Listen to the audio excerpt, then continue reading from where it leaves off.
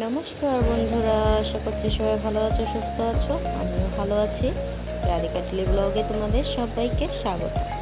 আমি রাধিকা নিয়ে চলে এসেছি তোমাদের সাথে শেয়ার করব সুন্দর একটি রেসিপি, টাটকিনি মাছের সরিষা বাটার রেসিপি।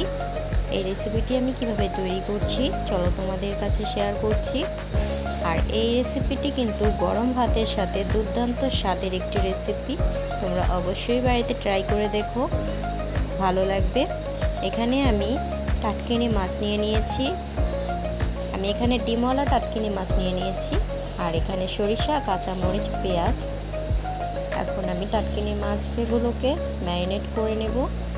1 চামচ পরিমাণ হলুদ গুঁড়ো, 1 চামচ পরিমাণ মরিচ গুঁড়ো, 1 চামচ পরিমাণ ধনিয়া গুঁড়ো, স্বাদ মতো লবণ দিয়ে এখন মাছগুলোকে সুন্দর করে ম্যারিনেট করে নেব।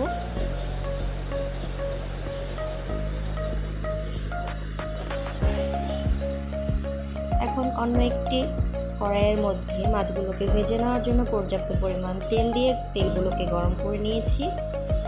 এখন আমি মাছগুলোকে দিয়ে দিচ্ছি।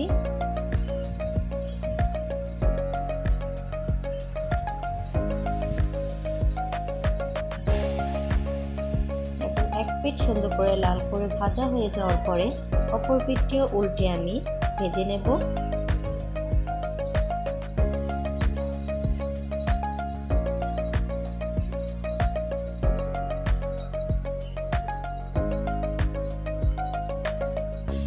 অপর পিঠটিও সুন্দর করে ভাজা হয়ে গেছে। এখন আমি মাছগুলোকে তুলে নিচ্ছি।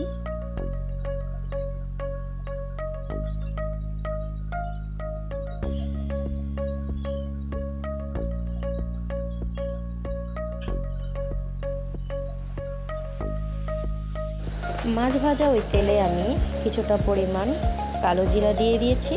এখন আমি পেঁয়াজ বাটা দিয়ে দিচ্ছি।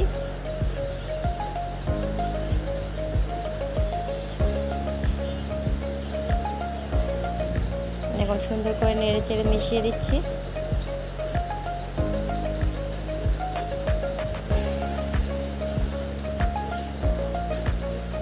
এখন আমি এখানে 2 চামচ পরিমাণ মরিচ গুঁড়ো, 2 চামচ পরিমাণ ধনিয়া গুঁড়ো, 1 চামচ পরিমাণ হলুদ গুঁড়ো, স্বাদ মতো লবণ। এখন সুন্দর করে মশলাগুলোকে কষিয়ে নেব।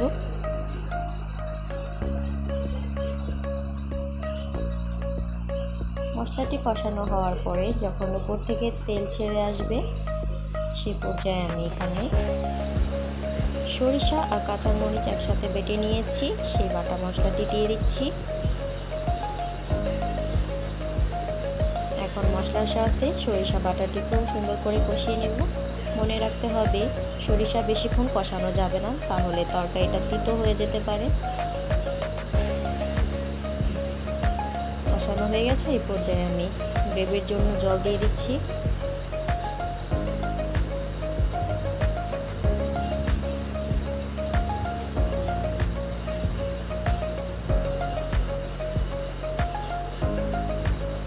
ঝোলটি যখন ফুটে উঠবে সেই পর্যায়ে আমি আগে থেকেই ভেজে রাখা মাছ এখানে দিয়ে দেব। দেখো এখন এই মাছগুলোকে দিয়ে দিচ্ছি।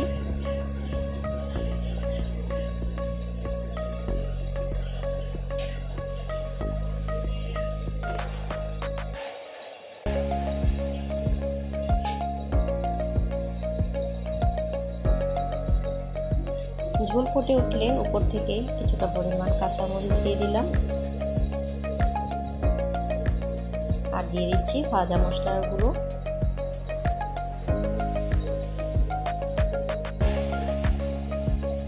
এখন উপর থেকে ধনেপাতা কুচি দিয়ে দিচ্ছি।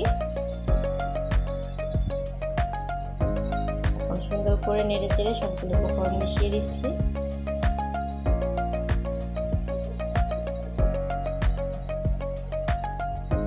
তৈরি হয়ে গেছে আমাদের সরষে বাটা মাছ। রেসিপিটি তোমাদের কেমন লাগলো অবশ্যই কমেন্টে জানাবে।